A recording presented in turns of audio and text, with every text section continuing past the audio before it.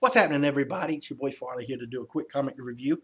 I haven't done one of these in a while, but I picked up a comic and I just thought, this comic probably needs to be talked about a little bit.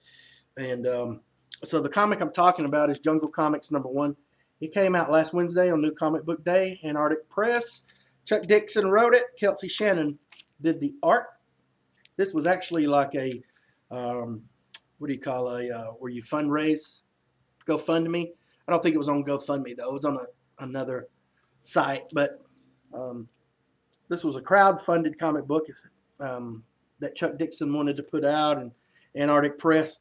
And before I get into the storyline or the art, let me just say that Chuck Dixon is kind of he's a writer that elicits some reaction from most people who've been reading comics for a while.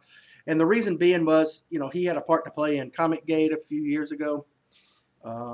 He's flirted with the alt-right, and he's really opposed to, the comic book industry trying to be more inclusive of different faiths and sexuality or sexual orientations. And so he felt like, for whatever reason, whether it was he holds some genuine views of of white supremacy or all that. I'm not saying he does. I don't know.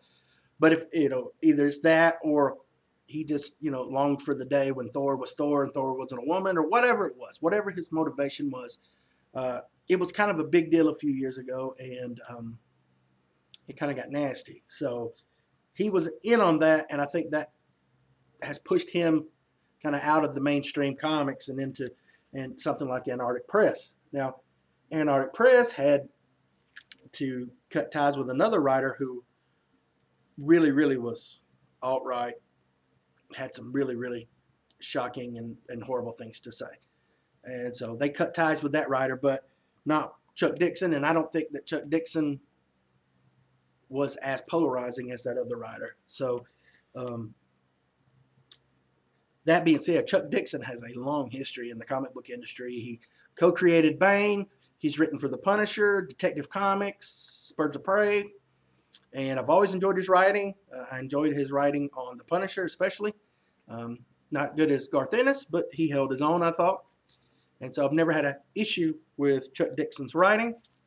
His politics is something else. But it's kind of like with music with me. I can listen to, no matter what my political views are, and I try to keep them off of YouTube. I'm only talking about politics in the context of this comic here. But I can listen to someone whom I may disagree with politically, like a Dave Mustaine, but still buys albums and enjoys music. He's not really in your face with his political views in the music. He can be in interviews. But in the music, though, it's not like, force-fed. So, whatever your political views are, I think it's okay to cross over and listen to an artist or a band that politically you may disagree with, as long as it's not in your face or, violent or pushing any type of, violence against a certain group. I think it's okay. And most bands don't really push the envelope that far. There have been some on both sides that have before. Of course, you had your white pride, punk and hardcore back, in the 80s. And then, of course, you've had some punk and metal that, had some strong political lyrics, like Sacred Reich and bands like that. But like I say, I think it's okay and healthy for you to listen to people with different opinions or read something with people with different opinions, as long as, like I said, as long as it's not in your face, just really, really pushing you to feel a certain way that you don't want to feel. All right, all that being said, I've read Chuck Dixon, never, ever felt like his writing pushed towards one political view or another. Even knowing now what his role has been with ComicGate, I always want to say Gamersgate, but with ComicsGate and some of the things, interviews he's given since then are very troublesome. But again, I don't know what his motivations for his beliefs are. So only he does. And, anyone close to him, he might have told. I don't know what his political motivations are for being against that wave of inclusivity from the comic book companies. But getting back to Jungle Comics now. So I saw this, and I was like, man, that's a cool cover. This is the variant. Well, that's like a throwback to the old pulpy comics, you know, the old golden age comics. And so I was like, you know what? I'm going to pick this up and check it out. Politics aside, story, terrible. Art, okay. But I think if you know about Chuck Dixon and you know about his political beliefs, you will see them in here. And I don't want to get into it too much because I don't really want to argue with anybody. If you believe a certain way, that's on you, man or woman. But believe what you're going to believe. But for the first time reading a Chuck Dixon comic, I really felt like his politics came through in this. And basically, this is in the jungle, and you've got your Tarzan ripoff character. He's got and he's a white dude. And then you got his sister, and they're king and queen over the native people there.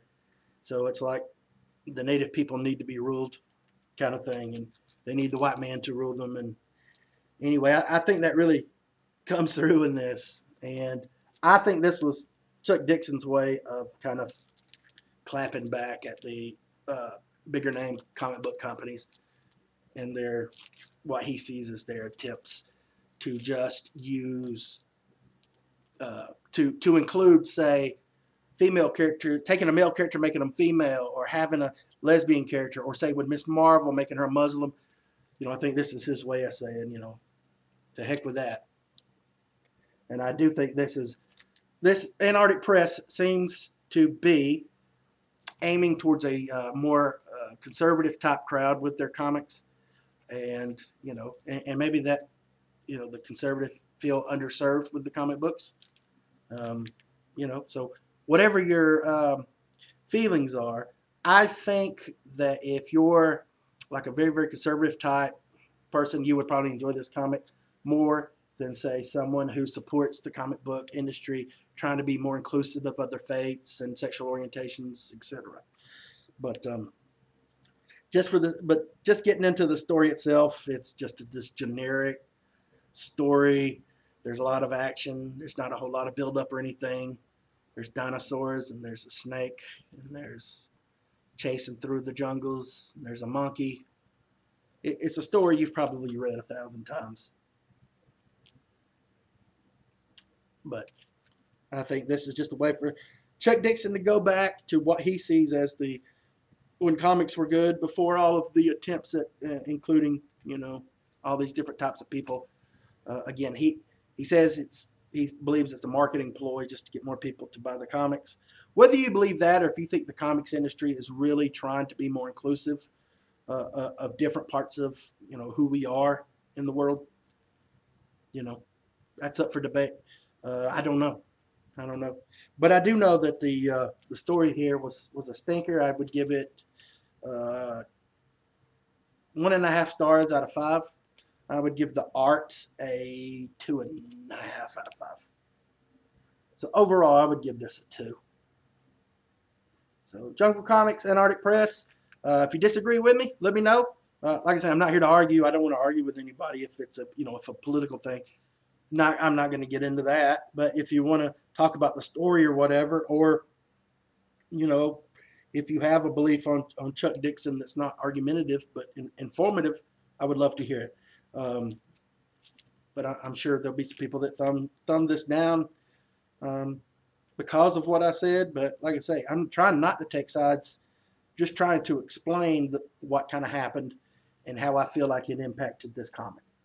So again, let me know what you think, and we'll talk to you soon. Thanks for watching. As always, Farley out.